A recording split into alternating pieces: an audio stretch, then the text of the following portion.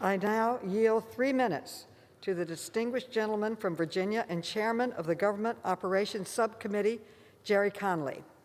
Gentleman from Virginia is recognized for 3 minutes. Thank you, Mr. Speaker, and I thank my good friend, the distinguished chairwoman of our full committee, and my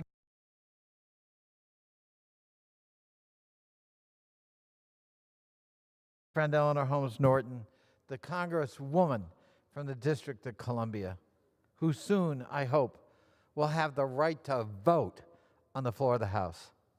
Today, Mr. Speaker, we come together to right a wrong. 750,000 fellow Americans are denied the right to representation in their Congress, in the very place in which Congress is located, ironically.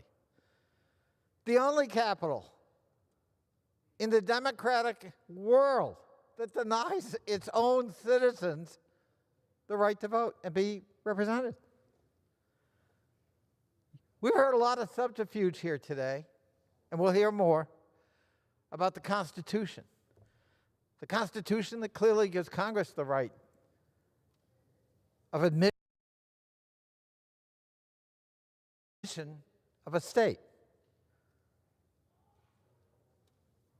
Mr. Comer comes from Kentucky. Kentucky was composed of territory claimed by my state, Virginia. And they were a bunch of Whigs. We didn't object. And Congress, not a constitutional amendment, admitted Kentucky into the Union. And they elected Whigs, if you can think about that, Mr. Speaker. But we didn't make how you might vote a condition. But we do in this case. And I gotta say, there's a lot of smokescreen to cloak what's really at stake here. When some say this is not about race or partisanship, you can be sure it's about race and partisanship. A city with a majority population that apparently might vote in a different way from some. So what? How somebody votes cannot be a test of whether they have the right to vote in a democracy. Will we right this wrong today?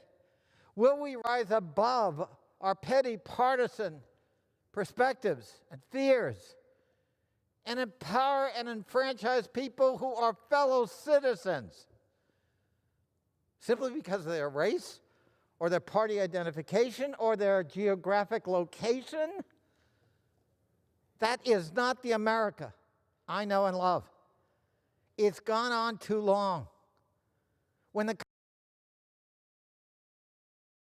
Constitution was written, this place didn't exist. Nor did the founders and the writers of the Constitution know that it would. The first capital was New York. The second capital was Philadelphia. And there was a lot of back and forth about where would it finally be. It ended up here. Let's right this wrong after 200 years and give our fellow Americans voting representation here in the United States Congress by granting statehood. I yield back. Gentleman yields